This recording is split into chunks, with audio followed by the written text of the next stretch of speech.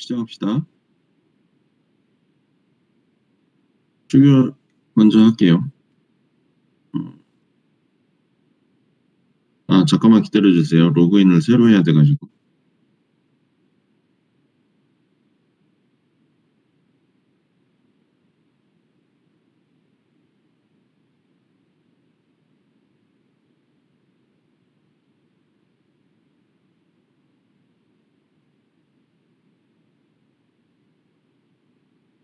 예, 8337로 하시고요. 진도는 그 4장의 그 앞부분, 뒷부분, 조금 남았을 거죠. 예, 제 기억에. 예, 그걸로 하시면 되고, 이걸 끝내고 두 번째를 나갈 거니까,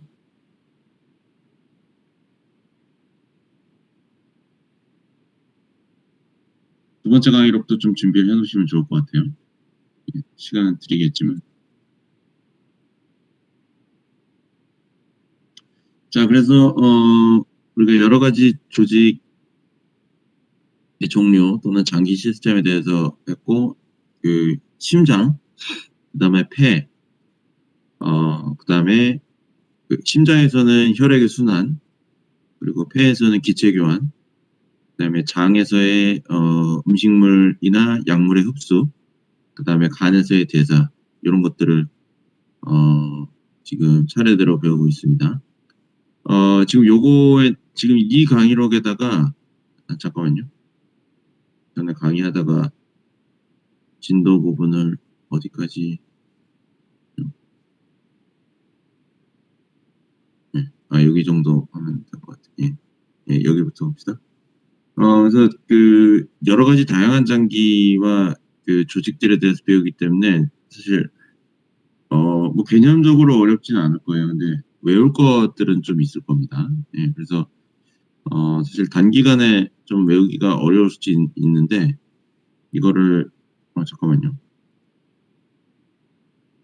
내가 공유를 안 해놓고 지금 공유 잠깐 할게요. 단기간에 좀 외우기가 어려울 수도 있는데 일단 원칙은 뭐 너무 세세하거나 디테일한 걸 외우려고까지는 안 해요. 좀 전체적인 거 위주로 좀 개념적이고 전체적인 거 위주로 이해하면서 동시에 좀 외우면 되고요.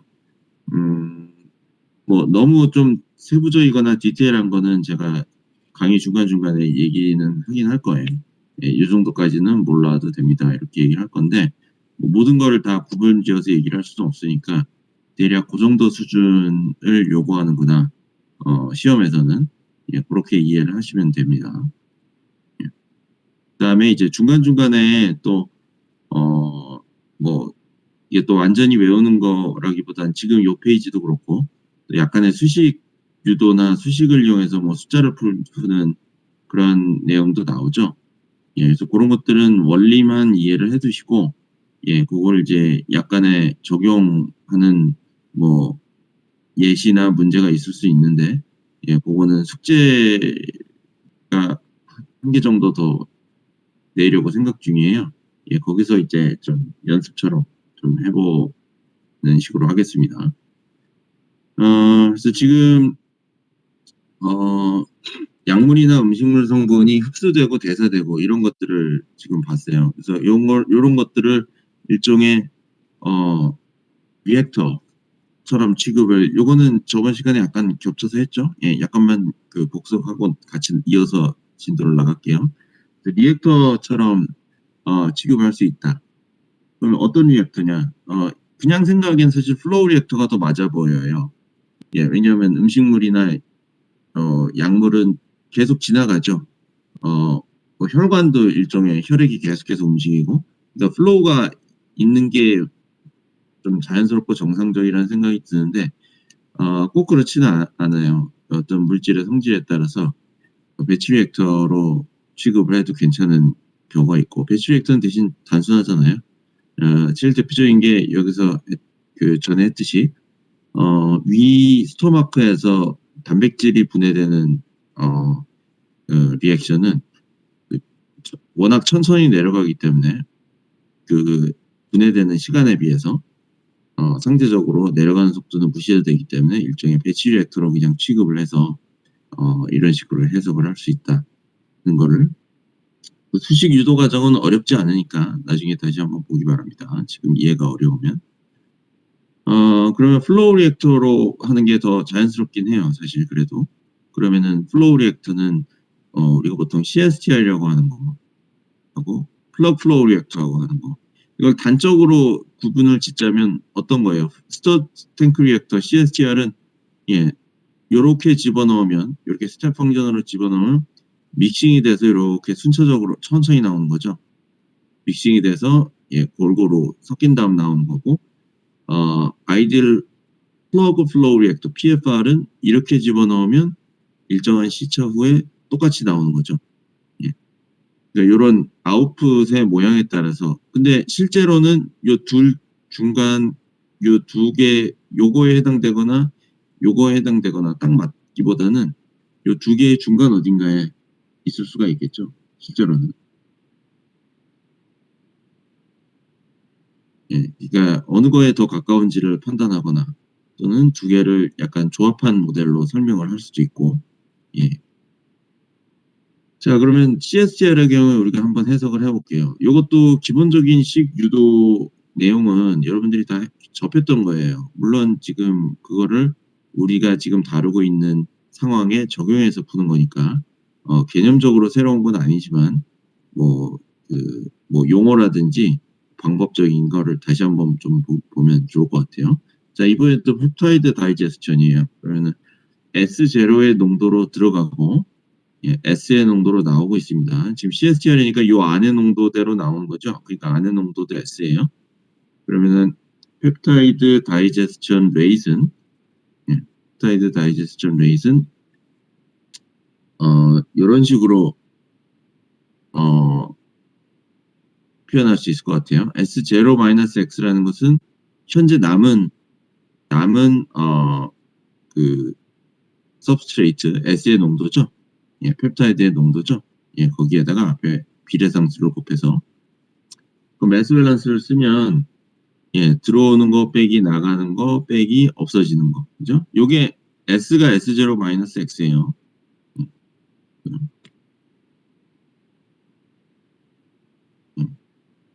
요게 요겁니다.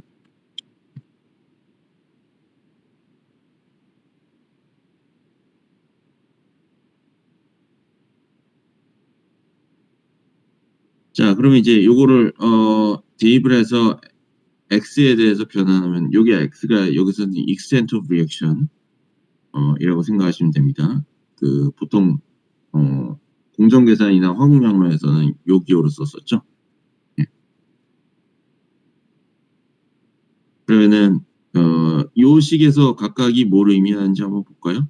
요거는 flow rate 들어가고 나가는 요거는 속도 상수 Km과 Vmax는 요거는 리액터의 부피 또는 그 장기의 부피 요거는 들어갈 때의 농도.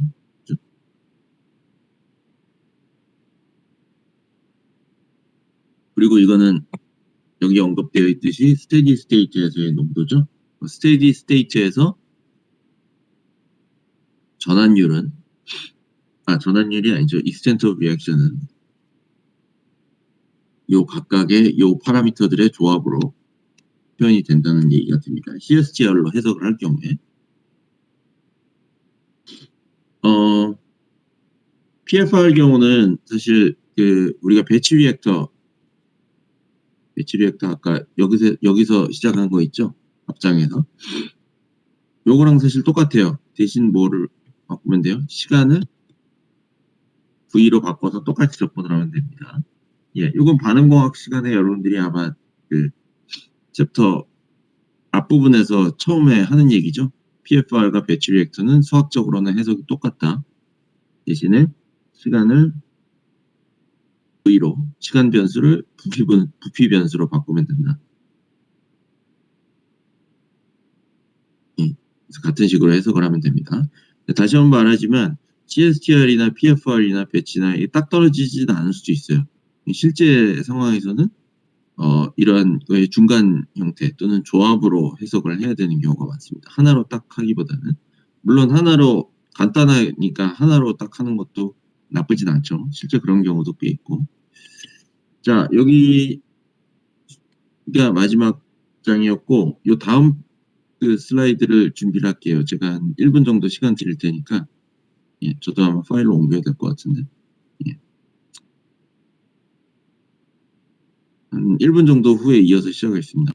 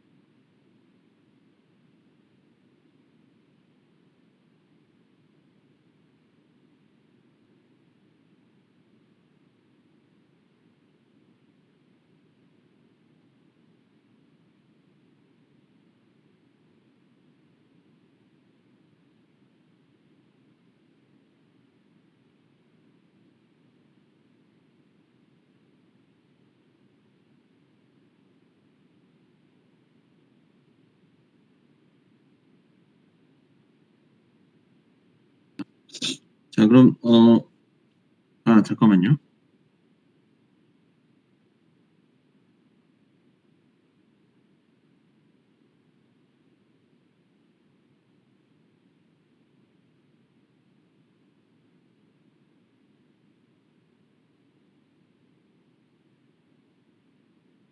출결 번호 8337로 하세요. 아직 될 거예요. 혹시 안 되면 얘기하세요.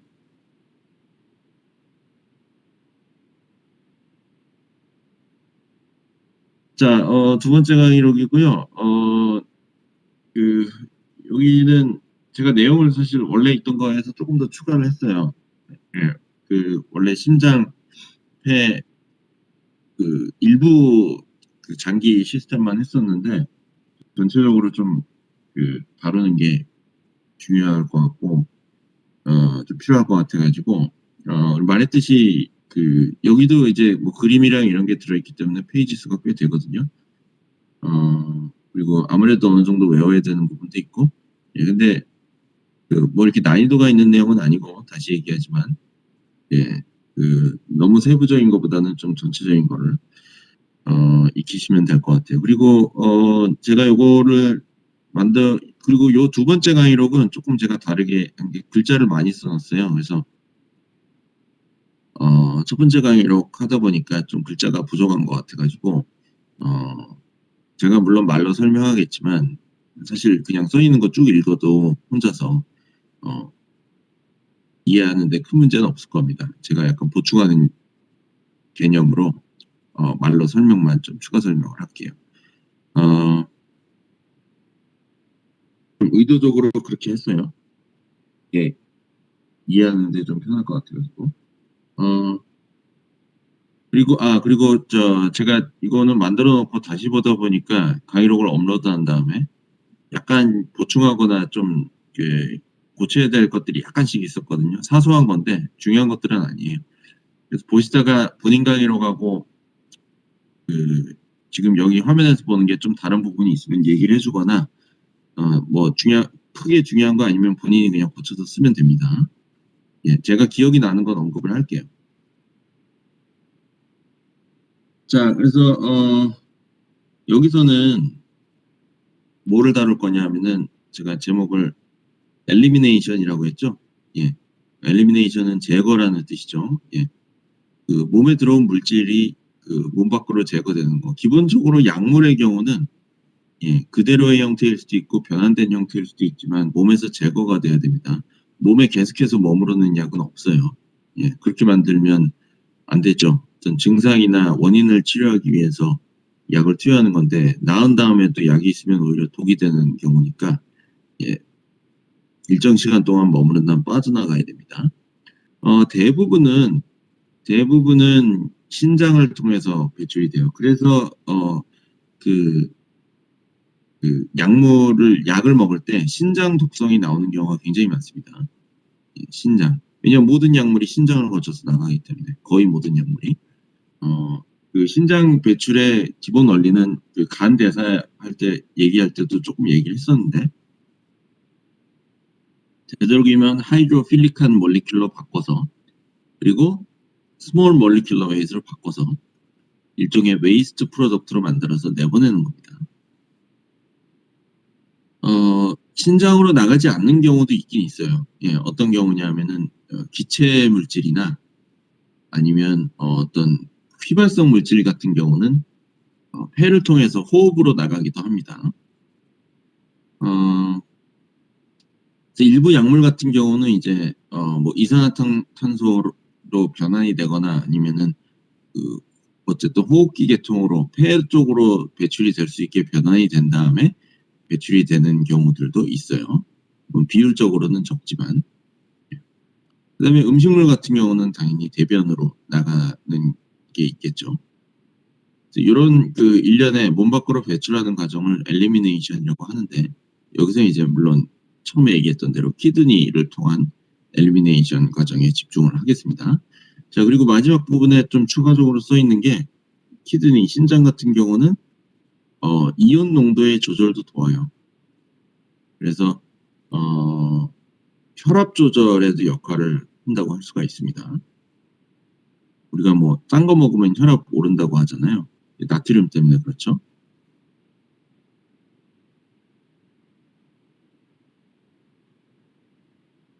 자, 그래서 키드니 역할은 어떤 독성 있는 물질을 걸러서 노폐물들 또는 독성 있는 약물들을 걸러서 몸 밖으로 내보내는 역할을 합니다.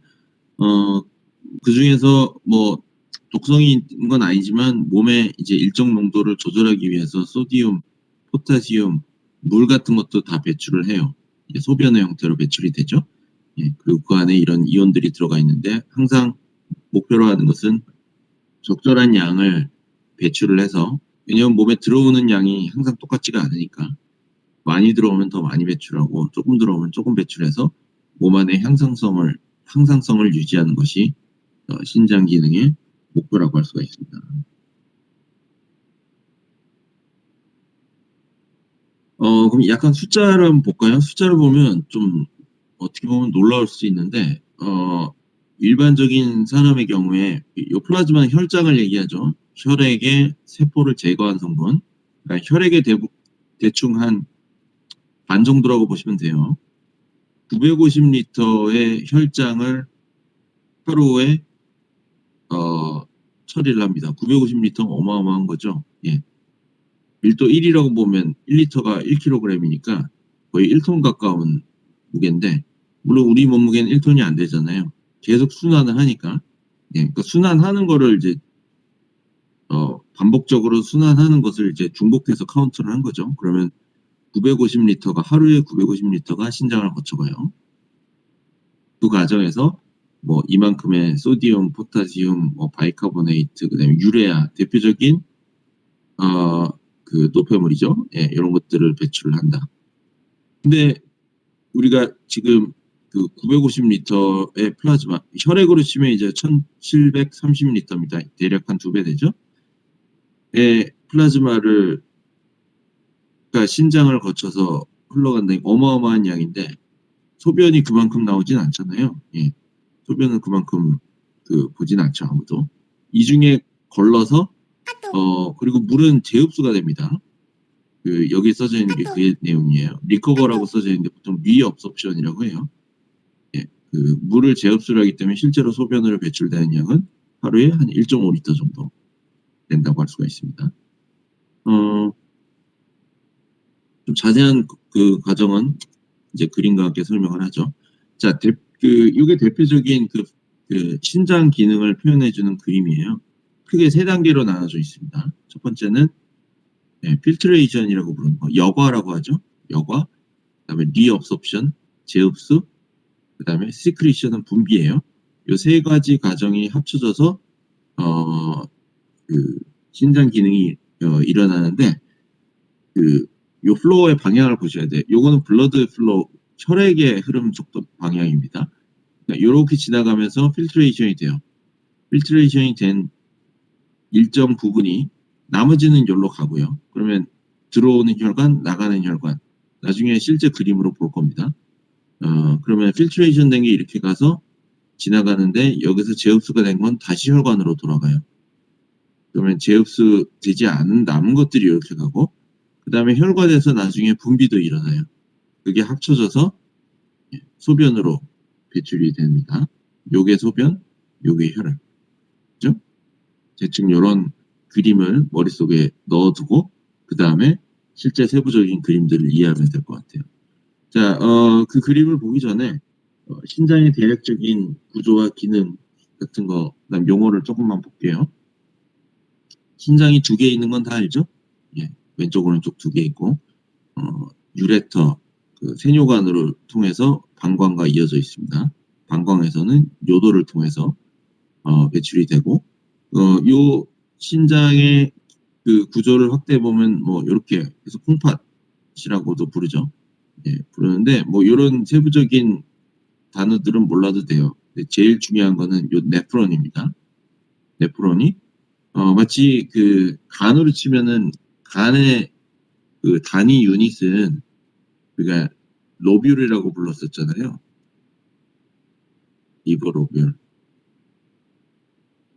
리버로뷸이라고 불렀었는데 신장 같은 경우는 네프론이 기본 단위예요. 그래서 이것도 아주 작은 구조체로 이루어져 있고 이것들이 엄청나게 많이 모여서 신장을 이루고 있고요. 각각의 구조와 기능은 똑같습니다. 자, 여기 용어가 하나 나오는데 renal plasma flow가 있어요. 또는 flow rate. 즉 뭐냐면 시간당 흘러가는 플라즈마, 혈장의 속도예요. 그래서 아까 하루에 얼마라고 했어요? 950리터라고 했잖아요. 요거를 24시간이니까 24 나누고 뭐 60 나누고 하면은 대충 0.6 리터 퍼 미닛이 나옵니다. 이건 무슨 소리냐? 앞장 그림에서 여기가 0.6 리터 퍼 미닛으로 들어오고 나가고 하고 있다는 거죠. 예, 물론 여기로 나가는 게 있기 때문에 엄밀하게 말하면 똑같진 않아요. 밸런스가 안 맞죠. 네, 러프하게 말해서 대략적으로 말해서 그렇다는 얘기입니다. 예, 이날 잠깐만요. 지금 설정이 뭐 잘못됐는지 파워포인트에서 뭐가 자꾸 떠가지고 제가 잠깐만 나갔다 올게요. 예. 이제 안 되면 좋겠는데. 자, 그러면은 네프론을 여기 네프론이에요. 네프론 구조를 확대해서 한번 보면 자, 아까 네모로 된 그림 있죠? 요거를 생각하면서 한번 해보세요. 여기가 들어오는 혈액입니다. 예, 이게 어디로 나가냐? 여기로 나가고 있어요. 모양은 좀 다르죠? 예. 자, 그럼 필트레이션이 어디서 일어나느냐? 여기서 필트레이션이 일어나요. 필트레이션 되고 남은 것들이 이렇게 지금 나가고 있잖아요. 예, 이게 모여서 여기로 이렇게 가고 있어요. 지금 설명한 게 혈액의 흐름이고 필트레이션 된 건 어디로 가느냐? 필트레이션 된 건 여기로 가가지고 쭉 가가지고 여기를 초록색 선을 따라가면 됩니다. 이렇게 그럼 여기가 콜렉팅 덕트라고 해서 유레터, 세뇨관으로 이어지는 방광으로 가는 거죠. 소변이 배출돼서. 예, 그리고 각각의 그 위치마다 해당되는 위치와 기능이 있어요. 구조와 기능이 있어요. 그래서 글로멜룰러스 사구체라고 하죠. 네, 사구체에서 처음 필터링이 일어나고 필터링이 일어난 게 요 바우맨스 캡슐 또는 바우맨스 스페이스라는 곳으로 이동을 해서 그 다음에 프록시멀 튜블, 루프 오브 헨리, 그 다음에 디스탈 튜블, 그 다음에 콜렉팅 덕트. 요 순서로 이렇게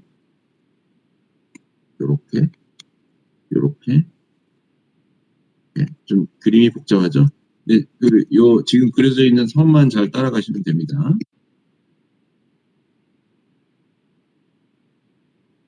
예. 그리고 오른쪽 그림은 그 각각의 위치마다 예를 들어서 프록시멀 튜블과 디스탈 튜블, 콜렉팅 덕트마다 세포의 모양들이 조금씩 달라요. 같은 세포라고 해도 모양이나 구조가 다를 수도 있고 아예 종류가 다른 세포일 수도 있고요. 그 이유는 그 위치마다 필터링 여과가 일어나거나 재흡수가 일어나거나 하는데 담당하는 물질들의 종류가 다 달라요. 어떤 곳에서는 어떤 물질이 특히 더 재흡수나 분비가 많이 일어나고 다른 곳에서는 또 다른 물질들이 타겟이 되고 그렇기 때문에 그 담당하는 기능이 다르다고 볼 수가 있습니다. 예, 여기에 그 얘기가 나와 있죠. 잠깐만요.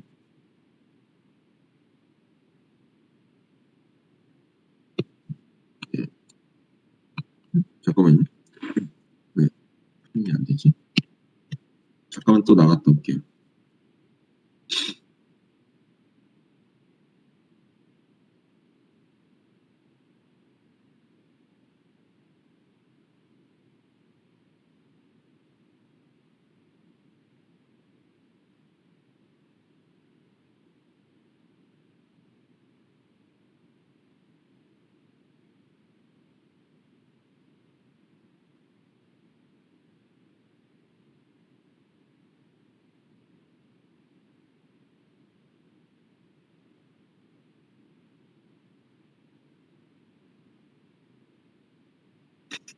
예, 이어서 하겠습니다. 예, 여기 이렇게 위치에 따라서 달라진다 이렇게 써 있죠. 제가 미리 좀 얘기를 하자면 꽃가루 알레르기가 좀 심하게 있어서 원래 요맘때쯤 되면 요 며칠 사이에 갑자기 꽃이 피어가지고 재채기를 갑자기 할 수가 있어요. 그래서 제가 좀 위급할 때는 음소거를 하고 재채기를 하겠습니다. 재흡수요? 이거 차례대로 설명할 테니까 기다리세요. 지금은 요 플로우 방향만 설명을 한 거고요. 차례대로 다 설명을 합니다. 예. 요 그림이 여러 번 나올 거예요.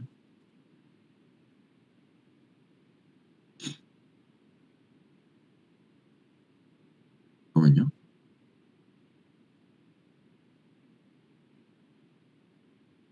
자, 지금 제가 설명한 것들이 문장으로 써져 있습니다. 예. 글로멜룰러스 사구체로 들어가세요. 요거는 제가 한글로도 설명을 하고 가끔가다 중요한 건 쓰기도 하겠지만 여러분들이 그 사전 찾아보시면 충분히 알 수 있을 거예요. 자, 필터가 돼서 바우맨스 스페이스로 가고 그다음에 재흡수되는 주요 물질들은 물, 소디움, 나트륨이죠. 예, 그다음 글루코스, 포도당 같은 것들. 공통점은 뭐냐면 분자량이 작아요. 그래서 일단 필트레이션이 됩니다. 필트레이션 기본적으로 그 사이즈로 필터링이 되는 거거든요. 유레아 같은 거는 사이즈가 작으니까 필트레이션이 일단 됐다가 소디움이나 글루코스 같이 몸에 필요한 것들은 다시 재흡수를 하는 거죠. 그래서 글루코스 같은 경우 거의 100%다 재흡수가 돼요. 예, 이게 소변으로 나가면 안 됩니다. 당뇨가 있거나 그런 거죠.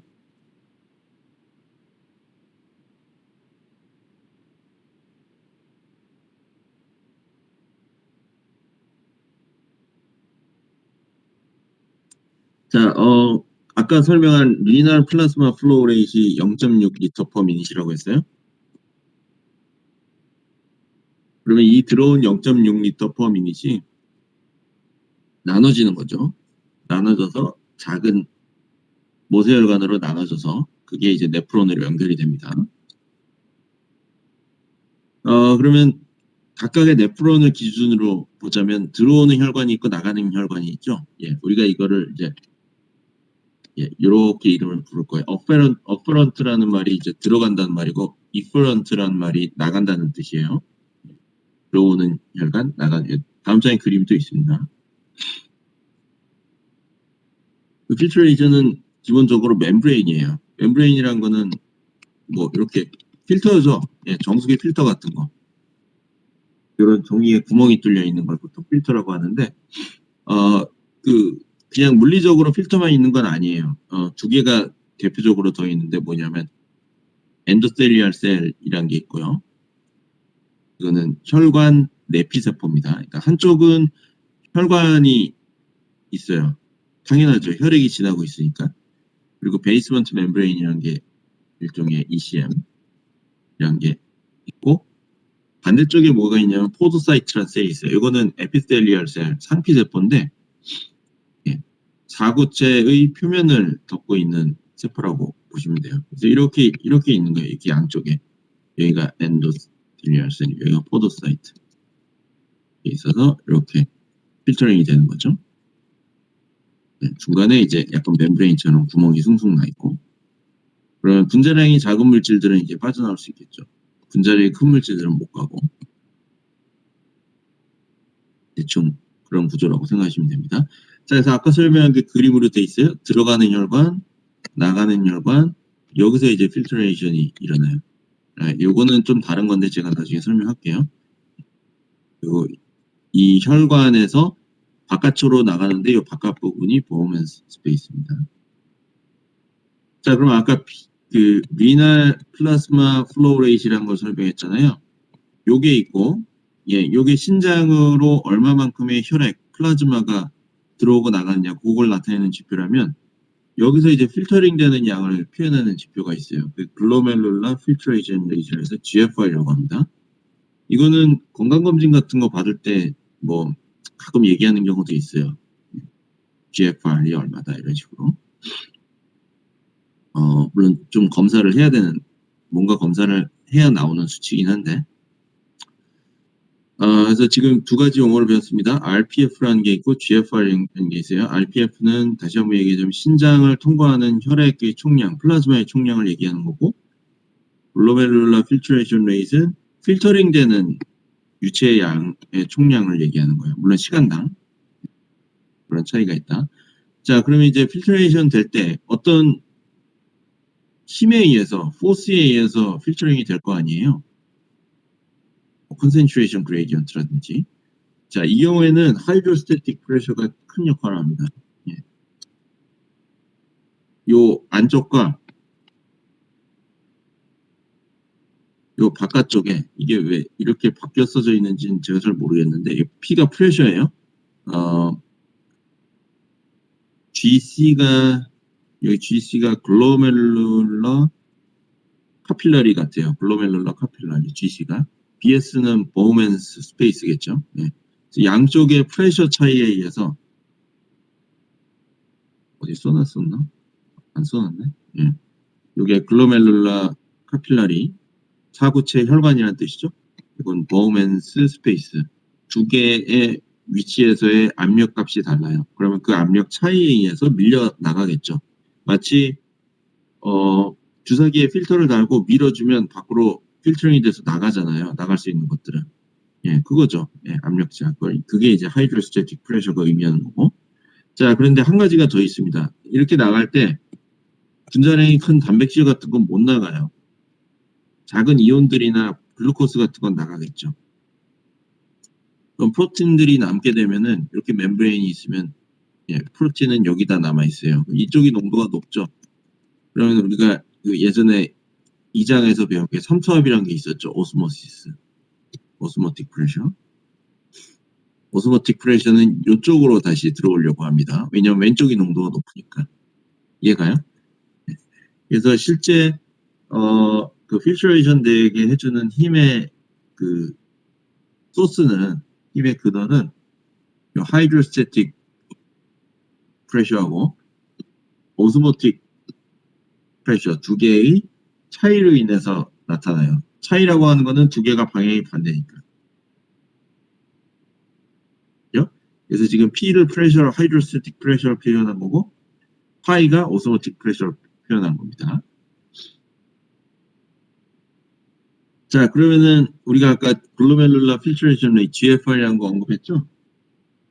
GFR은 뭘로 표현이 되느냐? 요 델타 PG, 앞에서 배운 요 델타 PG 곱하기 어떤 비례상수 K 곱하기 하면 그게 글로메룰라 필트레이션 레이트. 즉, 그 GFR은 요 압력 차이에 그대로 비례를 합니다. 알겠죠?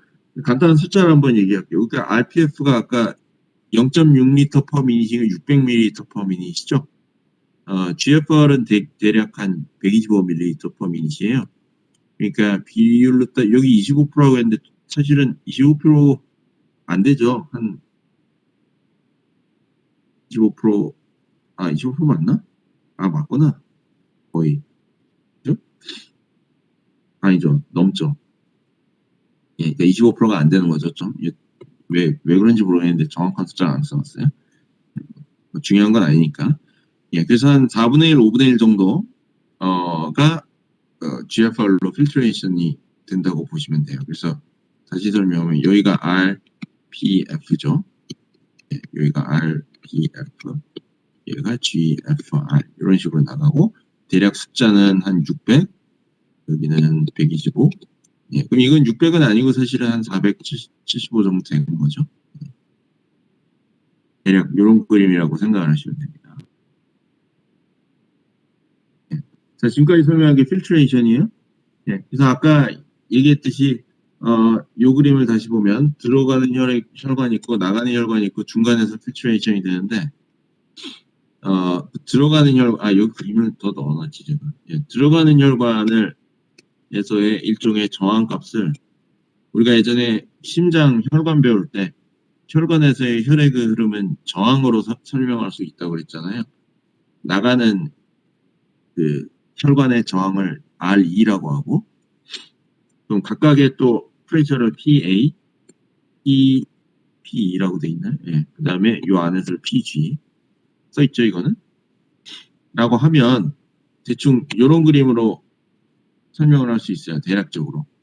예. 뭐예요? 양쪽에 저항이 있고, 예, 중간에 있는 프레셔에 의해서 나가는 거죠. 그러면 각각의 프레셔, 파이프를 물이 통과하는 거랑 똑같아요. 프레셔 드롭이 점점 생기죠. 그러면 이렇게 처음 저항에서 내려가고, 예, 중간에 내려가고, 나중에 또 내려가고 이런 식이죠. 그럼 여기서의 저항값에 따라서, 그리고 여기서의 저항값은 뭐에 의해서 결정될까요? 우리가 심장에서 혈관에 혈액 흐르는 거 설명할 때 얘기했었는데, 혈관에도 근육이 있어서 수축과 이완을 할 수 있다고 그랬죠. 수축하고 이완함에 따라서 저항값이 달라져서 플로우 레이트나 프레셔가 달라질 수 있다고 했어요. 이 경우도 마찬가지죠. 양쪽의 프레셔를 조절하면 여기서 압력이 어떻게 떨어질지를 조절할 수가 있는 거예요. 그러면은 결국은 뭐가 조절돼요? PG가 조절되고, PG가 조절되면 델타 PG가 바뀌고, 델타 PG가 바뀌면 GFR이 바뀝니다. 그래서 GFR이 이런 식으로 조절이 되는 거예요. 저항값을 조절해서. 그거를 미리 좀 얘기를 하고, 수치를 한번 볼게요. 이 GFR은 아까 이렇게 표현된다 그랬는데, 이게 지금 파이 부분은 빠졌거든요, 식에서. 그냥 짧게 쓰느라고 빠진 거니까 교재에 이렇게 돼 있었어요. 그러니까 그거는 이상하게 생각하지 마세요. 원래는 들어가 있는 게 맞습니다. 자, 그 GFR은 사실 정상적인 상황이라면 일정한 수치를 유지하는 게 맞아요. 근데 뭐 뭔가를 특별히 많이 뭐 섭취를 했다거나 뭐 약물이 들어갔거나 하면 바뀔 수 있는 거죠. 그래서 어떻게 바뀌느냐? 자, 요거는 우리가 심장 혈관 설명할 때 얘기한 내용이에요. 요 R값, 저항값에 의해서 바뀌고, 저항은 뭐에 의해서 결정돼요? 요 반지름, 혈관의 반지름에 의해서 변화가 됩니다. 그러면은 플로우 레이트는 이렇게 표현이 될 수 있고, 그러면은 아까 Q를 표현하면 이렇게 쓸 수 있죠. 그리고 이 두 개는 대략적으로 같아야 돼요. 물론 GFR만큼 빠지는 게 있지만, 지금은 계산을 좀 편리하게 하기 위해서 그거는 무시하고 같다고 할게요. 어쨌든 비중으로 보면은 거의 대부분 그대로 나가니까. 그럼 만약 그 플로우가 같다면 이렇게 되고, 요걸 이제 정리를 하면 이제 PG에 대해서 정리를 하면 이렇게 표현이 됩니다. 요 PG가 뭐예요? 글로벨룰라 카필라리에서의 프레셔. 요게 결국은 GFR을 결정한다고 했죠. 그럼 GFR을 결정하는 것은 결국은 뭐예요? PA랑 PE는 일정하다고 한다면 요 값에 의해서. 강의록이 여기 아마 거꾸로 써져 있을 거예요. 뭐 큰 의미는 없는데 요 시계는 R2 나누기 RA로 돼 있으니까 RA분의 R2로 돼 있으니까 요거에 맞춰 쓰세요. 다시 보다 보니까 좀 바뀌어져 있어서. 자, 그래서 여기서 얘기하는 건 뭐예요? 결국 신장에서의 그 신장 사구체에서의 필트레이션 레이스를 결정하는 것은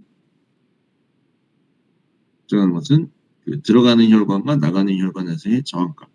그걸 조절하면 GFR을 조정할 수 있다. 그 얘기가 되겠습니다.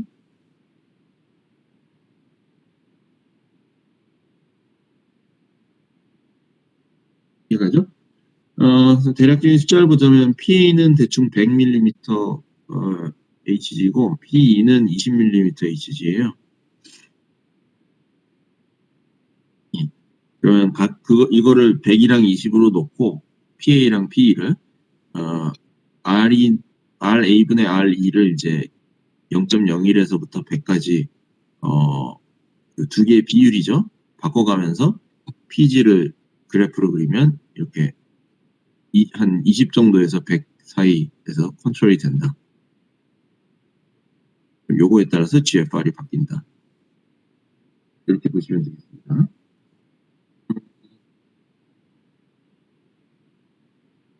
10분 정도 쉬죠. 예, 지금 약간 얘기만 듣기 힘들 것 같으니까 10분 정도 쉬었다가 한 6, 7분에 다시 할게요. 56, 7분에 다시 하고 뒷부분 이어서 설명하겠습니다. 예. 질문 있으면 질문하셔도 돼요.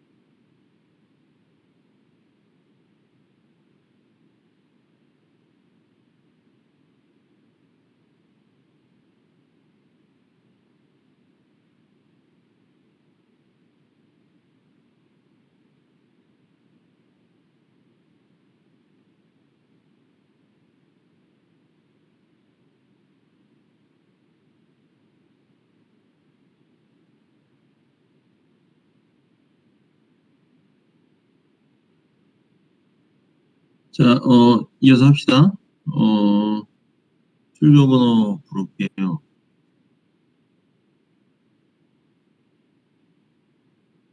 그리고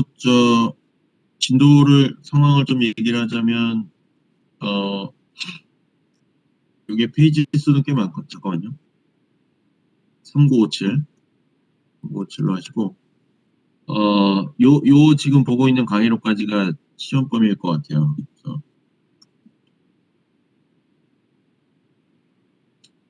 시험 문제는,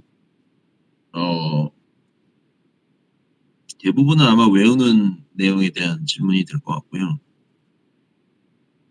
뭐 단답형이나 객관식.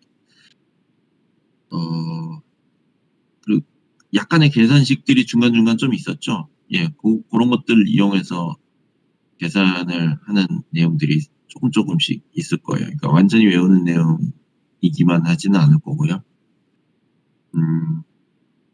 일단 숙제를 한 번 더 나올 거고, 좀 예시 문제 같은 것들을 얘기를 하거나, 숙제를 통해서 좀 보여주거나 하겠습니다. 그리고 진도는 제가 봤을 때는 오늘 1시간 하고 내일 1시간 또 하고, 그 다음에 여기 다음 주 화요일 2시간짜리죠? 예, 그때까지 아마 시험 범위 진도까지는 다 나갈 것 같고, 늦어도 수요일엔 다 끝날 거예요. 예, 그래서 진도는 요 강의로까지는 문제가 없을 것 같고, 가능하면 시험 범위 넘어서는 진도도 약간은 시작을 할 수도 있어요. 예, 그래서 그렇게 상황 따라서 하도록 하겠습니다. 시험 관련해서 뭐 특별히 질문 없죠? 있으면 질문하세요. 필요한 뭐 시험 범위라든지 그 시험 관련된 공지사항은 한번 다시 공지를 하겠습니다. 자, 그럼 이어서 하죠. 지금 그 신장에서의 배출을 다루고 있고, 일단 여과, 제흡수, 분비가 있는데 그중에 여과에 대해서 집중적으로 좀 다뤘어요. 자, 여기서 잠깐 요 키드니 신장 전체에 대한 매스 밸런스식을 한번 써볼게요. 지금 그냥 러프하게 그림을 그리자면 신장이 이렇게 있고, 예, 들어가는 플로우 있고 나가는 플로우 있고 소변으로 나갈 거 아니에요? 예, 이게 왜 자꾸 뜰까? 잠깐만요.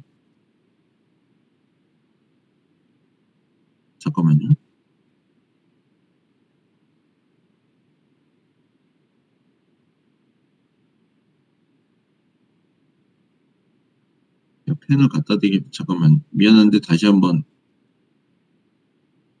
파일을 닫았다가.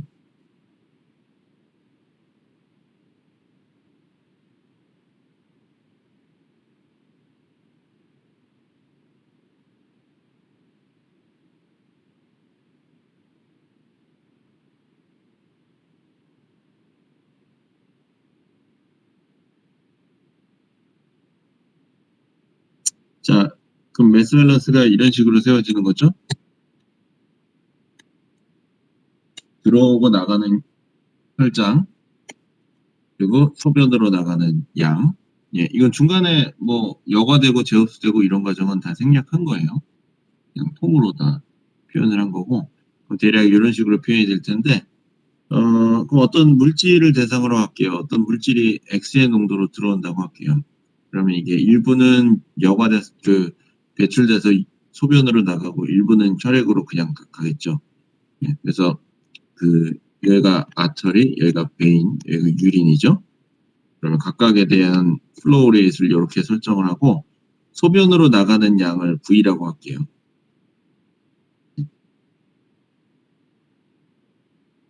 그러면은 전체 매스 밸런스 또는 물의 매스 밸런스는 이런 식으로 쓸 수 있고요. X에 대한 매스 밸런스는 이렇게 쓸 수 있겠죠. 들어오는 거, 나가는 거, 이게 소변으로 나가는 거. 근데 실제 이거는 거의 작습니다. 그러니까 RPF 빼기 V는 거의 RPF예요. 예, 여기는 지우면 안 되죠. 혼자 있으니까. 예, 그래서 이거를 요 중간에 V를 지우고 정리를 하면 이렇게 돼요. 자, 참고로 요거는 들어올 때의 농도, 나갈 때의 농도니까 다른 겁니다. 그죠? 들어올 때의 농도, 나갈 때의 농도. 다른 거예요. 자, 그러면 요거를, 요 식을 봤을 때, 자, 요 식을 봤을 때 어떤 물질 X가 들어왔어요. 들어왔는데, 요런 상황을 한번 생각해 볼게요. 전부 다 신장으로 배출이 돼서 100%. 예, 여기가 0이 돼버릴 정도로 배출이 다 되는 상황을 생각해 볼게요. 만약에 그렇게 정의를 하면은, 여기 아까 REF가 쓰여있던 자리인데, 요렇게 어떤 물질이 들어왔다가 전부 다 배출이 됐을 때의 플로우 레이트를 우리가 클리어런스라는 용어로 설명을 합니다. 이거는 일반 그 약의 배출을 설명할 때 클리어런스 또는 클리어런스 레이트 이런 식으로 설명을 많이 해요. 그때 얘기하는 게 바로 요거예요. 요건 무슨 의미냐? 일종의 그냥 가상의 수치이긴 한데요. 예. X라는 농도로 들어왔다가 이게 전부 다 배출될 때의 그 플라즈마 플로우 레이트를 의미합니다. 그래서 수치적으로는 지금 매스 밸런스식 보고 있는 것처럼 구하면 돼요. 그러면 요거를 정리하면 클리어런스는 이렇게 되는데, 자, 그럼 이거는 우리가 구할 수 있는 수치예요. 뭐냐면 어떤 약물이라고 칠게요. 약물을 투여한 다음에 클리어런스를 알고 싶다. 그러면은 이거는 혈액에서의 농도예요. 혈중 농도. 이거는 소변에서의 농도예요.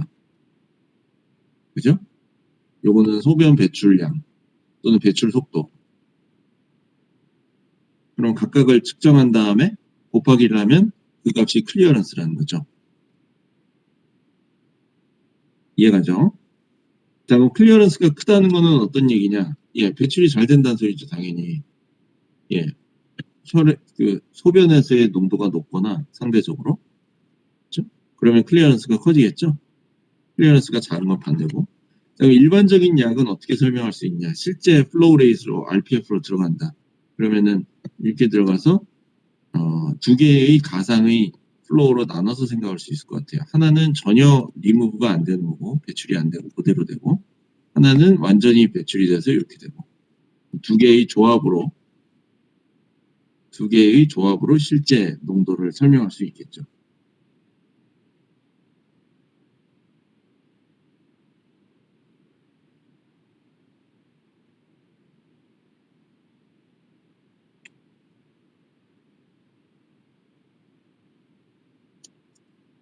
예, 요 매스 밸런스 식을 잠깐만 한번 다시 보세요. 미안합니다. 갑자기 목에 사례가 들려서.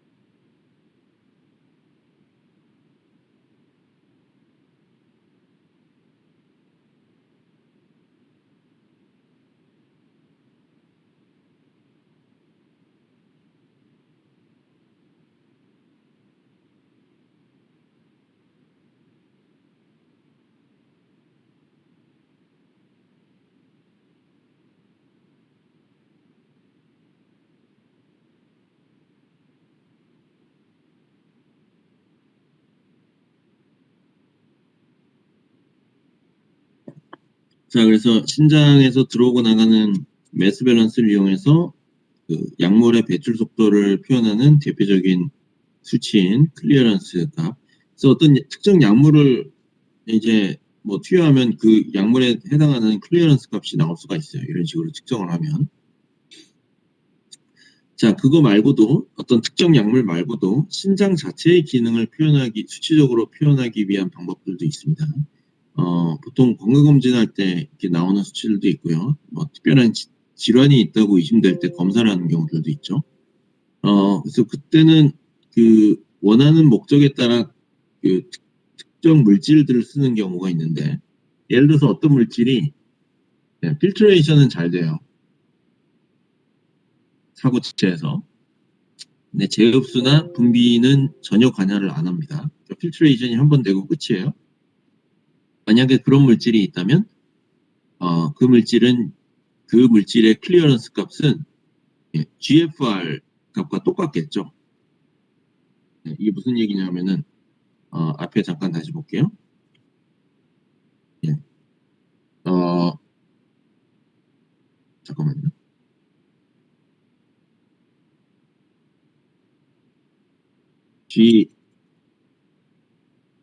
저로 쓰네요. 얘가 RPF고 여기가 GFR이잖아요.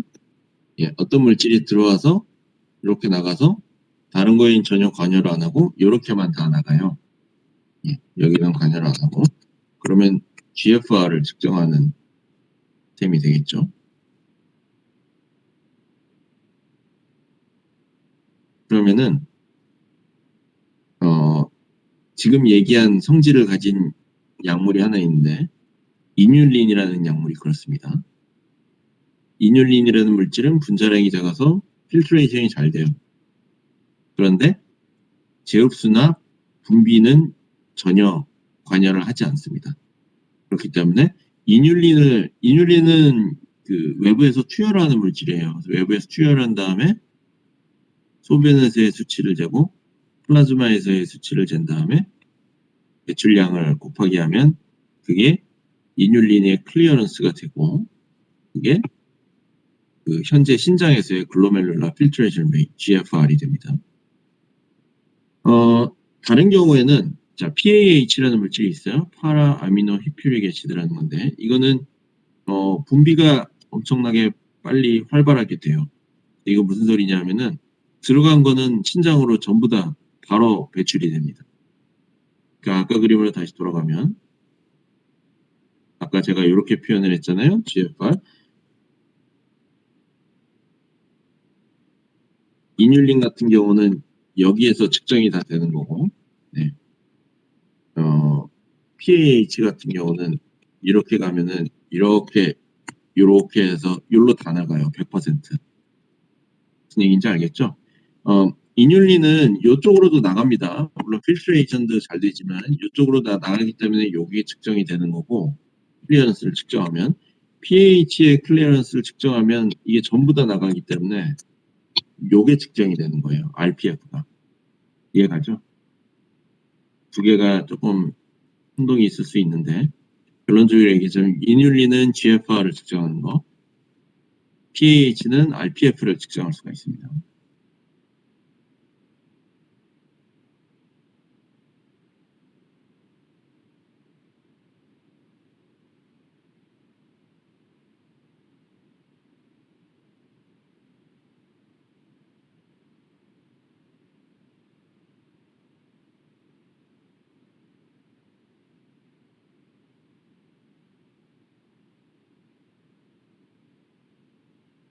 자, 그래서 어떤 일반적인 약물이 있을 때, 그 약물의 클리어런스 값이 알려진 GFR 값보다 작다면, 재흡수가 일어나고 있다는 소리죠. 왜냐하면 GFR만큼 필트레이션이 됐을 텐데, 실제 클리어런스는 작기 때문에.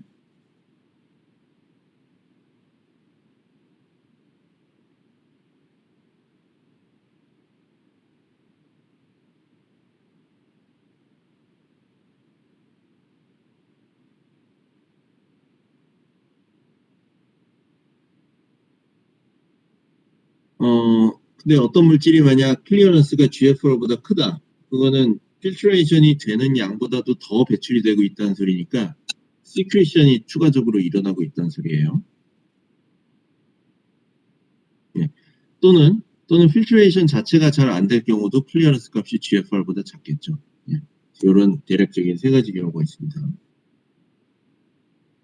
그 다음에 우리가 지금 설명한 것 대략적인 다시 반복 설명이 있으니까 예, 요거 한번 읽어보시면 될 것 같아요. 다음 부분으로 넘어가겠습니다.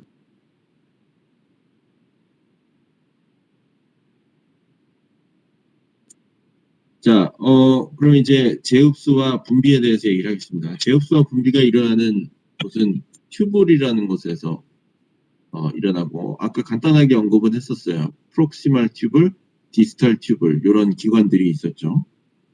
중간에 루프 오브 헨리가 있었고, 그래서 사구체에서 필트레이션이 된 물질들은 이제 버우맨스 스페이스를 거쳐서 튜브를 지나갑니다. 튜브를 지나갈 때 제흡수와 분비가 일어나요. 그래서 그 과정을 지금 그림으로 표현한 게, 이 그림은 우리가 아까 본 그림이죠. 예, 그래서 처음에 필트레이션이 여기서 일어나고, 예, 쭉 지나가다가 제흡수가 일어납니다.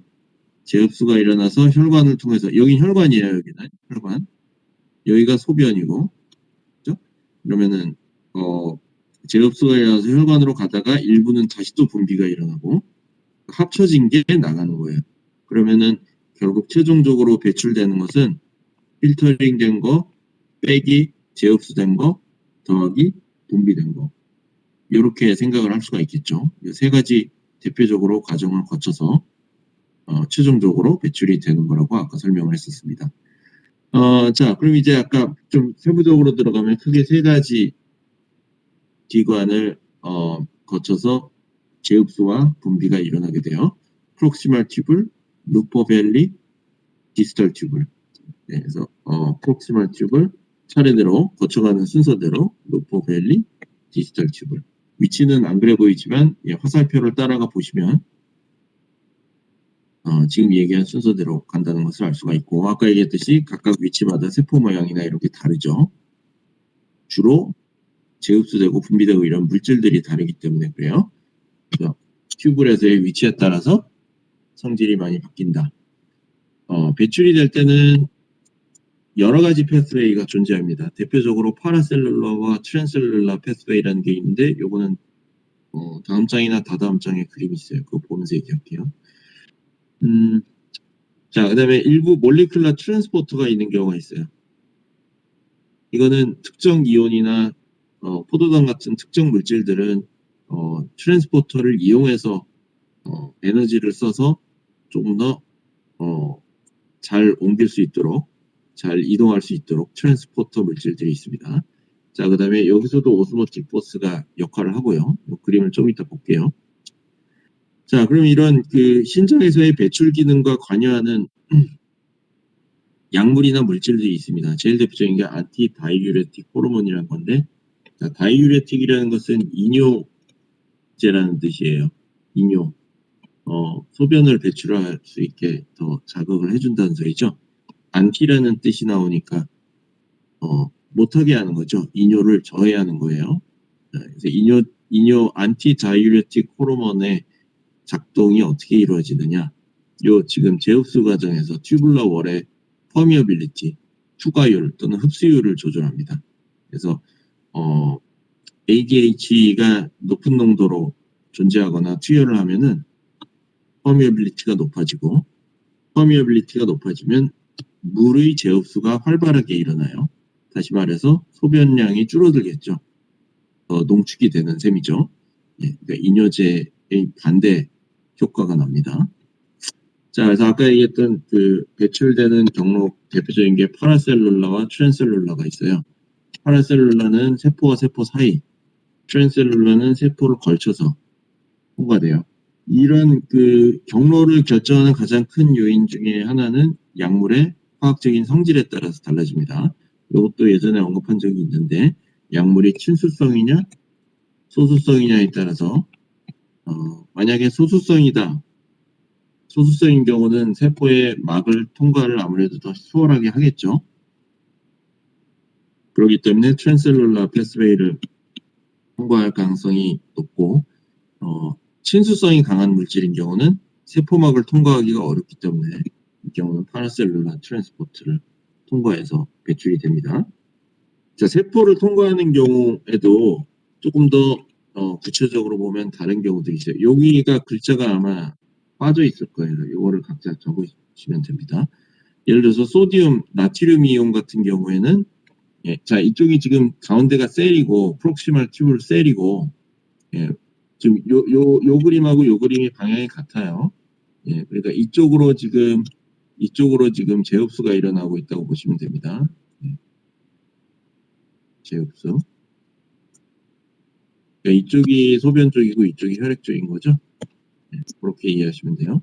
그러면 소디움이 이렇게 들어가고 이쪽에서는 그냥 이렇게 들어가는데 재흡수가 반대쪽에서 일어날 때는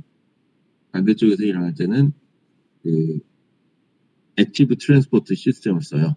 그리고 트랜스포트 메커니즘에 대해서 예전에 배운 적 있죠. 에너지를 사용해서 소디움 바깥으로 나가고 포타시움은 들어옵니다. 이 과정에서 에너지를 소비를 하고요. 그 다음에 조금 더 자세한 그림을 보자면 지금 요거는 일부분은 겹치고 일부분은 없는 그림도 있어요. 여기서는 뭘 표현했냐면 소디움 글루코스 콘트랜스포터라는 게 표현되어 있어요. 그래서 여기서 요 그림을 보시면 되는데 예, 소디움이 이렇게 나가면서 글루코스도 같이 나가죠. 예, 나간다기보다는 사실은 재흡수가 되는 거죠. 정확하게는. 아까 얘기했던 물질들 중에 대표적인 게 소디움과 글루코스가 이런 식으로 재흡수가 일어납니다. 여기서 얘기하는 건 이런 트랜스포터 시스템들이 있어요. 그리고 튜블에서 일어나는 일이라는 거. 그래서 이런 물질들의 농도를 위치에 따라서 측정해 보면 어디서 주로 되는지를 알 수가 있겠죠. 글루코스는 앞부분에서 다 이미 됩니다. 소디움과 물 같은 경우는 전체적으로 일어나고요. 아까 설명했던 이뉼린이라는 물질 보시면 이거는 농도가 일정하죠. 예, 왜냐하면 처음에 필트레이션 되고 그 다음에 건들지 않으니까 예, 그냥 그 필트레이션 된 농도 그대로 나오는 거예요. 이거는 지금 튜블에서의 위치에 따라서 농도를 잰 건데 이뉼린은 그대로. 그리고 이뉼린과 비슷한 역할을 하는 물질이 크레아티닌이라는 게 있습니다. 크레아티닌은 이뉼린하고 비슷한데 농도가 약간은 더 부정확해요. 살짝 올라가죠. 그래서 GFR이 정확하게 하는 거는 이뉼린이 더 정확한데 크레아티닌은 일부러 투여하지 않고 몸에서 만들어지는 물질이에요. 그래서 농도만 재면 그 수치 범위가 정상인지 아닌지 판단할 수가 있습니다. 신장 기능을 판단할 때 크레아티닌 수치를 봐요. 이거는 그냥 보통 뭐 건강검진할 때 혈액 검사하면 나오는 수치 보통 정상적인 수치 범위인지 아닌지 판단을 하거든요. 보고 몸에서 그냥 만들어지는 물질이기 때문에 별도로 뭐 검사하거나 이런 게 아니에요.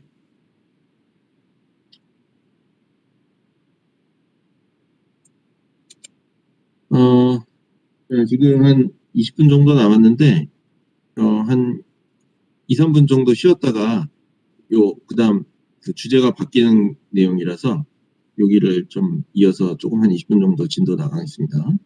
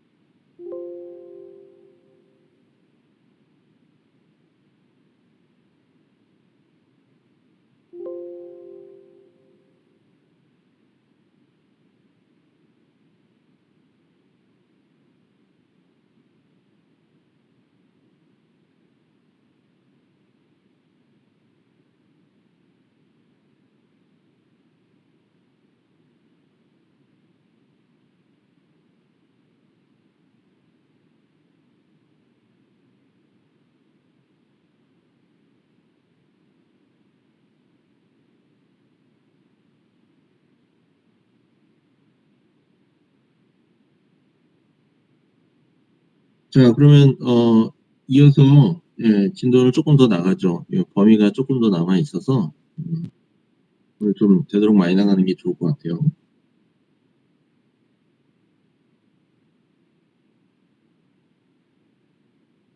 자, 이제 요 다음 토픽은 뭐냐면은 리셉터 라이건드 인터랙션이라는 것을 배울 거예요. 대부분의 몸에서 일어나는 어떤 화학적인 신호 교환, 시그널링은 리셉터와 라이건드라는 메커니즘을 통해서 일어납니다. 여기서 리셉터라는 거는 뭐 간단해요. 안테나 역할을 하는 물질을 보통 세포에 붙어 있죠. 세포막이 이렇게 있으면 안테나의 역할을 하는 요게 리셉터고, 라이건드는 와서 붙는 물질이 라이건드예요. 그래서 리셉터와 라이건드의 조합에 따라서 어떤 신호가 전달되고 어떤 역할을 하는지가 달라지겠죠.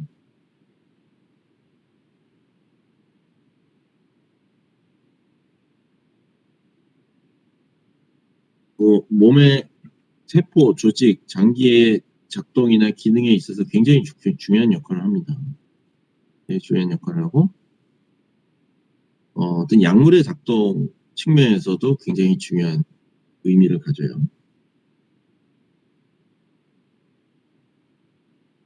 그래서 라이건드와 리셉터에 대해 설명을 했고, 라이건드가 리셉터에 와서 바인딩하는 과정은 우리가 화학 반응, 가역적인 화학 반응처럼 설명을 할 수가 있어요.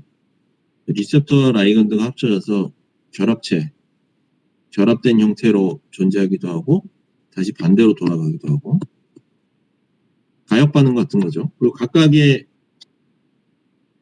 결합하는 속도, 떨어지는 속도는 각각의 속도 상수를 이용해서 표현할 수가 있습니다. 우리가 용어로는 association rate constant, dissociation rate constant 이렇게 설명할 거예요. 그리고 L은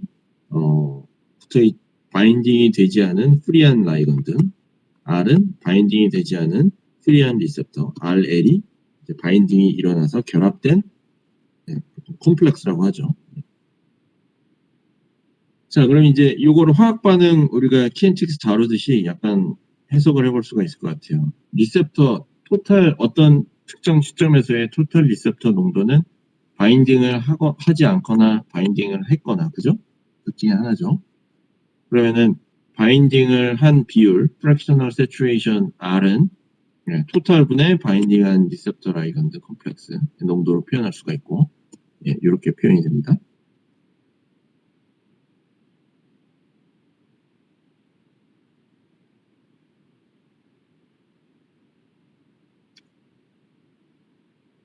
자, 그러면 이제 우리가 dissociation constant KD라는 것을 정의를 어떻게 할 거냐면 RL분의 결합된 거분의 결합되지 않은 거. 그러면은 이거를 앞에 제가 이거를 K1, K2라고 했다가 여기서 KRKF라고 바꿔서 썼네요. 이렇게 표현이 될 거예요.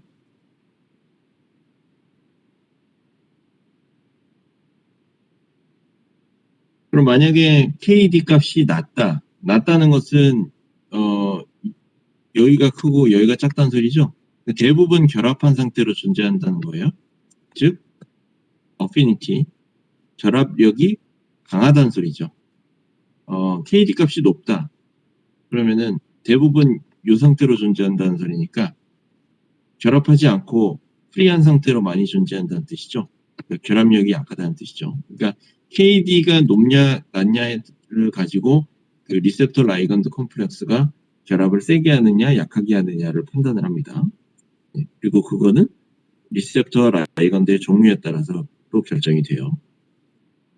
자, 그럼 아까 프랙셔널 시츄에이션으로 다시 돌아가서 이렇게 표현이 되는데 요거를 여기다 대입을 할 수가 있죠. RL을 없애준 거예요. RL을 없애주면 이렇게 표현이 되니까, 자, KD 값은 일반적으로 알려져 있거나 알아낼 수가 있어요. 실험을 통해서. 그래서 요걸 안다고 치면 현재의 라이건드 농도를 측정을 하면 프랙셔널 세츄레이션 값이 나오는 거죠. 자, 그럼 지금 이 배운 거를 그래프로 한번 표현을 하면, 자, fractional saturation은 이렇게 되죠. 이렇게 되면 자, 라이건드 농도를 바꿔가면서 실험을 할 수가 있어요. 여기. 그러면은 요걸 그래프로 그리면 이렇게 되겠죠. 자, 그럼 우리가 실험을 한다고 생각해 볼게요. 어떤 리셉터가 나와 있는 세포를 또는 리셉터 자체만 있는 경우도 있어요. 이렇게 준비해 놓고 라이건드를 투여를 해줘요. 다른 농도. 그 다음에 얼마나 바인딩을 했는지를 측정을 합니다. 예, 요거는 뭐 몇 가지 측정 방법들이 있어요. 측정을 하면 라이건드의 농도에 따라서 바인딩 하는 게 점점 올라가다가 밑에 있는 리셉터에 한계가 있겠죠. 이렇게 세츄레이션이 되겠죠. 이런 데이터가 얻어질 수 있을 거예요. 그러면은 요 라이건드의 농도별로 프랙셔널 세츄레이션 값이 나오는 건데 각각의 역수를 취해주면 이런 식이 됩니다. 요걸 그냥 역수 취해준 거예요. 옮겨가지고. 그러면은 X축을 R이라고 하고 Y축을 L분의 R이라고 하면은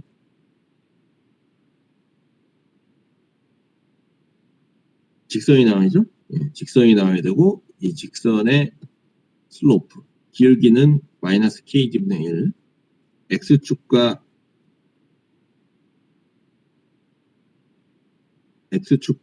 저기 왜 N이라고 써져 있지? X축과의 교점이 X축과의 KD분의 1일 잠깐만요. 이 N이 뭐죠? 내가 뭘 써놓은 거지?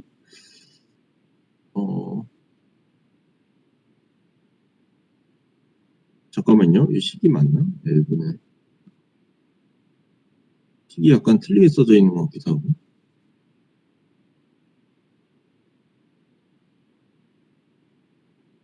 제가 이 식을 조금 잘못 쓴 것 같아요. 이 부분은 제가 확인하고 내일 다시 알려드릴게요. 그래서 일단은 그 얘기하려던 것부터 먼저 얘기를 할게요. 자, 이런 식으로 라이건드의 농도에 따라서 프랙셔널 세츄레이션을 측정을 하면 그리고 그 데이터를 이용해서 KD 값을 구할 수가 있습니다. 그러면 아까 얘기했듯이 그 KD 값이 리셉터 라이건드가 얼마나 바인딩을 잘하는지 또는 못하는지에 대한 지표가 될 수 있다고 했어요.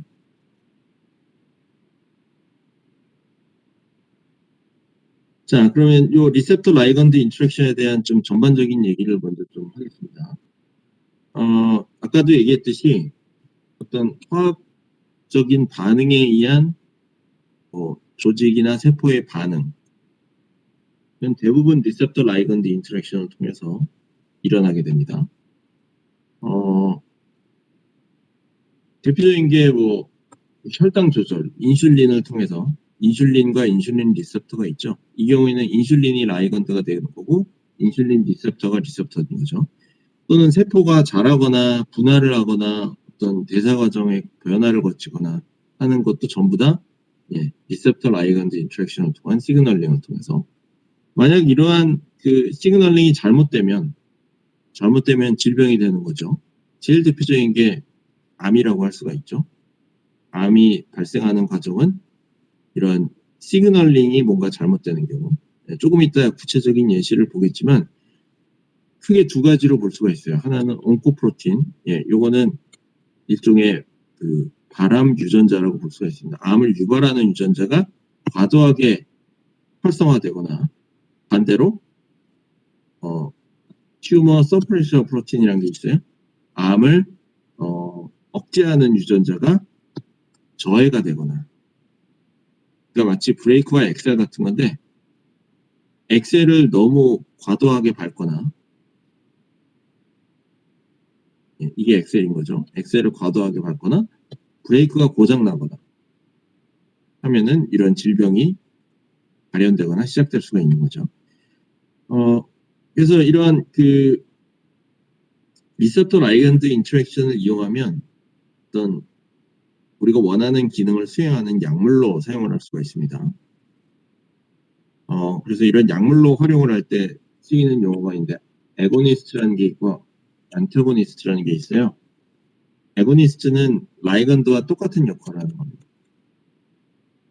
물질은 다른 물질이더라도 즉 리셉터에 바인딩을 해서 붙어서 리셉터를 활성화시켜서 그 뒤에 일어나는 정상적인 생리학적인 반응을 유발을 해요. 애고니스트는. 안타고니스트는 비슷하지만 좀 다른데 바인딩 사이트에 리셉터에 바인딩을까지는 합니다. 결합은 해요. 결합은 하는데 그 다음에 신호 전달을 유발하지가 않아요. 즉 활성화시키질 않습니다. 그러면 어떤 역할을 하겠어요? 이니비터의 역할을 하는 거죠. 바인딩을 하긴 하는데 자리를 차지하고는 있는데 원하는 기능을 수행하지 않으니까 마치 방해하는 것처럼 되는 거죠. 할 일은 하지 않고 자리에 앉아 있는 사람처럼. 그래서 애고니스트와 엔타고니스트 둘 다 유용하게 쓸 수가 있어요. 예를 들어서 여기 보시면 질병의 종류에 따른 실제 쓰이는 약물이에요. 이거는 굉장히 광범위하게. 그래서 브레스트 캔서 같은 경우는 타목시펜이라는 약물을 쓰는데 이거는 에스트로겐 리셉터라는 곳에 바인딩을 하는 안타고니스트입니다. 시그널링을 블록해요. 왜냐하면 브레스트 캔서가 에스트로겐 리셉터가 과도하게 활성화돼서 생기는 질병이기 때문에 이 경우에 이 시그널링을 이니비션하면 치료 효과가 나오겠죠. 하이 블러드 프레셔, 고혈압이나 심장 기능에 이상이 생길 경우는 베타 블로커라는 걸 써요. 이거는 베타 아드레너직 리셉터라는 곳에 바인딩을 하고 이것도 마찬가지로 안타고니스트로 작용을 합니다. 그러니까 지금은 용어가 막 여러 가지가 한꺼번에 나오니까 조금 헷갈릴 수 있는데 그냥 이야기 듣듯이 주요 단어만 생각하면서 들어주시면 돼요. 개념적으로 막 어려운 건 아니니까. 자, 아까 당뇨병 얘기 잠깐 했었는데 인슐린 같은 경우는 인슐린 리셉터에 바인딩을 하는 애고니스트죠. 이거는 사실은 그 원래 라이겐드 물질 자체죠. 파킨슨씨 병에도 엘도파라는 물질을 투여하면 그것도 애고니스트로 작용을 해서 활성화시킵니다. 위에 거는 안타고니스트, 위에 거는 안타고니스트.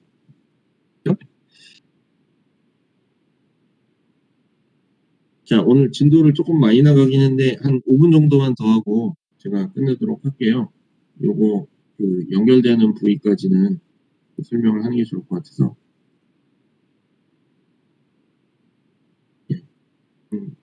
스냅 페이지 정도 더 하면 될 것 같아요. 자, 그래서 어떤 리셉터, 자, 지금 그림에 보면 이게 리셉터입니다. 리셉터에 라이건드가 바인딩을 하면 뭔가를 활성화시켜야 되는 거죠. 그 활성화되는 과정은 그 리셉터 라이건드에 따라 다 약간씩 차이가 있는데 전반적으로는 일반적으로는 이렇게 표현할 수가 있습니다. 인풋이 있고요. 인풋이라는 게 리셉터와 라이건드가 붙는 결합하는 걸 얘기를 해요. 자, 인풋이 들어오면 트랜스듀서라는 게 있어요. 신호를 전달해 주죠. 어디로? 세포 안쪽으로. 세포 안쪽으로 전달해 주고 자, 많은 경우에 자, 지금 생각해 봐야 될 게 우리가 이렇게 그림을 크게 그려서 표현을 하고 있지만 실제 세포는 어마어마하게 작고 그 작은 세포에 또 약간의 물질이 와서 붙는 거예요. 굉장히 낮은 농도로. 그러면 그 신호의 세기 자체는 엄청나게 약하다고 할 수 있겠죠. 증폭을 시켜줘야 됩니다. 증폭 역할을 하는 것이 우리가 나중에 용어를 배울 건데 세컨드 메신저라는 왜 세컨드냐? 첫 번째 메신저는 라이건드죠. 두 번째 메신저예요. 두 번째 메신저, 세컨드 메신저의 역할은 세포 안에서 신호를 증폭해줘요. 그럼 그 증폭한 신호를 뭔가 또 다른 효소 또는 단백질이 받아서 아웃풋이 생기고 그 아웃풋이 셀룰러 리스폰스, 세포의 반응이 됩니다. 이 세포가 이 라이건드의 신호를 받아서 뭔가를 분비할 수도 있고 흡수할 수도 있고 갑자기 번식을 할 수도 있고 이동을 할 수도 있고 어쨌든 세포들이 반응을 보이는 거죠. 자, 그래서 그런 여러 가지 이렇게 일반적으로 표현되는 과정의 실제적인 세부 그림은 여러 가지가 있을 수 있어요. 리셉터와 라이건드의 종류에 따라서. 그래서 그 종류에 대해서는 나중에 또 배울 건데 여기는 지금 그림 요 용어는 그냥 지금은 너무 신경 쓰지 않아도 됩니다. RTK라는 게 있고 GPCR이라는 게 있고 또 여기 또 RTK 똑같은 게 써져 있고요. 네, 세부 그림은 좀 달라요. 그 다음에 요 내부에서 일어나는 일들이 세컨드 메신저라고 할 수가 있어요. 네, 요 지금 안쪽 그림에 있는 요 용어들은 엄청나게 많죠. 예, 요거는 다 몰라도 됩니다. 예, 걱정하지 않으셔도 되고 요 전체적인 그림만 이해를 하세요. 이런 식으로 리셉터 라이간드가 바인딩에는 최초의 신호가 증폭이 돼서 전달이 돼서 최종적으로는 어떤 세포의 반응, 여기가 세포의 반응.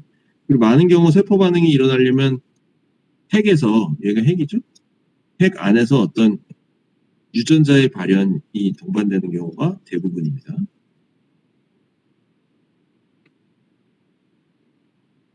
여기가 중간 트랜스듀서와 앰플리파이어 역할을 하는 구간이에요. 자, 그러면 이제 실제적인 예를 몇 개만 얘기하고 끝내도록 할게요. 첫 번째는 아드레너직 리셉터라는 건, 우리 보통 뭐 흥분하거나 하면은 아드레날린이 분비된다 이 얘기하죠. 그게 아드레날린 또는 아드레너직 리셉터예요. 같은 겁니다. 또는 에피네프린이라는 용어로도 불러요. 같은 거예요, 다. 예, 에피네프린 또는 아드레날린이 분비가 되면 그거를 받아서 어떤 반응이 일어나는데, 그 반응에 대해서 우리가 잠깐 얘기한 적 있어요. 예전에 혈관 얘기할 때 fight or flight response라고 했었죠.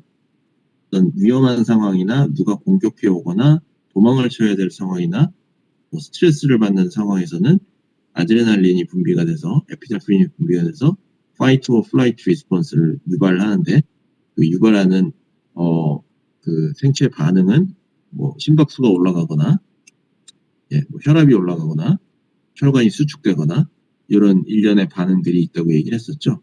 그거를 관장하는 것이 바로 아드레날린이에요. 그럼 이거를 약물로 쓰일 수가 있는데, 예를 들어서 심장 마비가 왔다.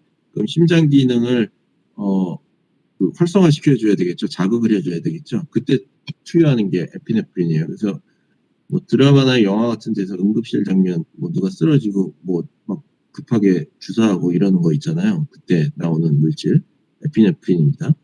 카디악 어레스트 상황에서.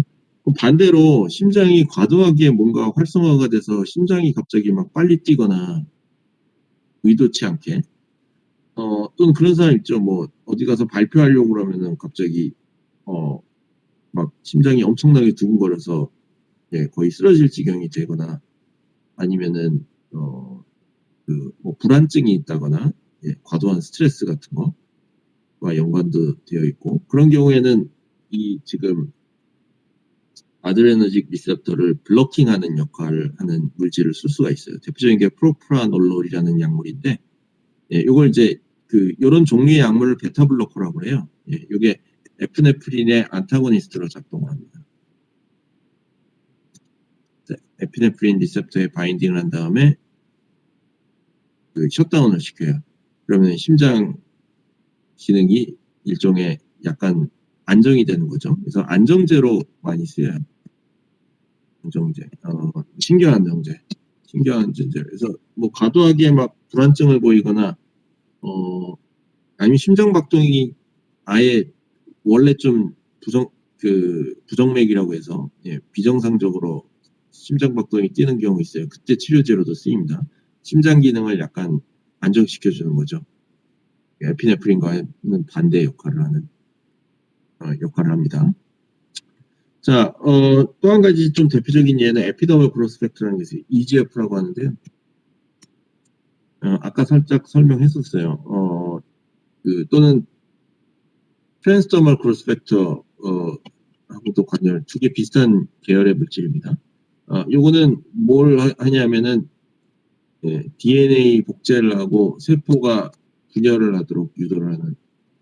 이거는 필요하죠. 뭐 상처가 나거나 뭐 세포가 새로 생겨야 되는 경우에는 필요해서 그 에피더멀 그로스펙터 리셉터가 일을 하는데, 만약 여기가 뭔가 잘못돼서 신호를, 그러니까 비유를 하자면 집에 뭐 전등 스위치가 있는데 스위치가 안 내려가는 거예요. 계속 스위치가 올라가 있는 거죠. 내려도 다시 올라가고. 그게 에피더멀 그로스펙터 리셉터가 고장이 나면, 이게 지금 요것도 요 내부의 세부적인 내용은 몰라도 됩니다. 어쨌든 신호 전달이 쭉 돼서 여기가 세포의 핵 안쪽이에요. 예, 그래서 전달이 되면 여기서부터 이제 DNA 복제와 세포 분열이 시작이 되는데, 예, 여기 있죠. 그래서 이런 반응들이 일어나요. 셀 프롤리퍼레이션이 맨 앞에 써 있죠.